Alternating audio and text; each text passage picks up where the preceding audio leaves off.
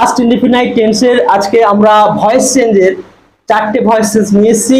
চারটে ভয়েস চেঞ্জের মধ্যে তুমি দেখতে পাবে পাস্ট ইনডিফিনাইট টেন্স, এবং পাস্ট ইনডিফিনাইট টেন্সের একটা তুমি পাবে যেটা ইন্টারোগেটিভ সেন্টেন্স, আর একটা যেটা আছে নেগেটিভ সেন্টেন্স, আর যেটা আছে interrogative plus negative sentence.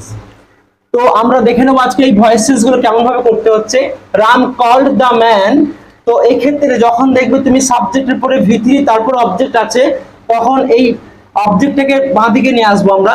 The man, যেহেতু এটা ভি3 আছে সেই জন্য আমরা এখানে ওয়াজ করব।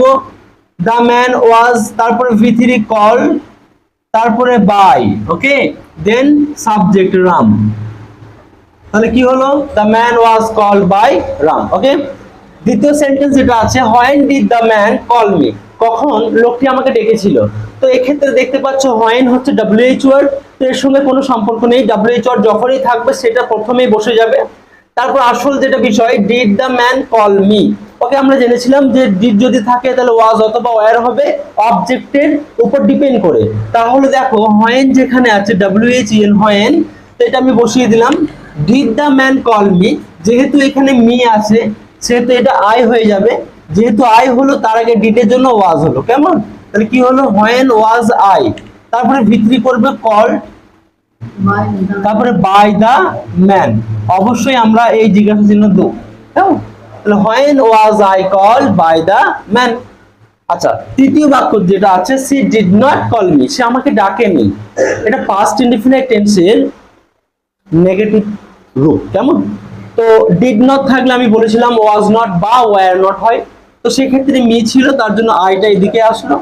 I was not, I was not, was নটটা কিসের জন্য এলো? ডিড নটের জন্য এলো। তারপরে ভি3 করব, CLLED call, I was not called by, সি থাকলে হার হবে, হয়ে গেছে এটা আমার। তারপর দেখো শেষের কাছে দেখো, did she not write the letter, সে কি চিঠিটি লিখেনি। তো এখানে ডিডের জন্য আমি প্রথমেই ওয়াজ বা ওয়্যার করব, ডিপেন্ড করবে অবজেক্টের উপর ডিপেন্ড করবে। অবজেক্টে যদি সিঙ্গুলার নাম্বার হয় তাহলে ওয়াজ হবে, না হলে কি হবে? ওয়্যার হবে। দা লেটারটা সিঙ্গুলার, তাহলে ডিডের জন্য ওয়াজ হবে। তাহলে ওয়াজ দা letter,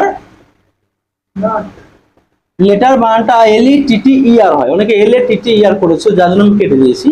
was the letter not written, WRITTEN, এখানে অনেকে দেখেছি আমি WRITEN করেছে তার জন্য আমি কেটে দিয়েছি। Was the letter not written by, সি থাকলে হার হবে, অবশ্যই জিজ্ঞাসা ছিল, কেমন?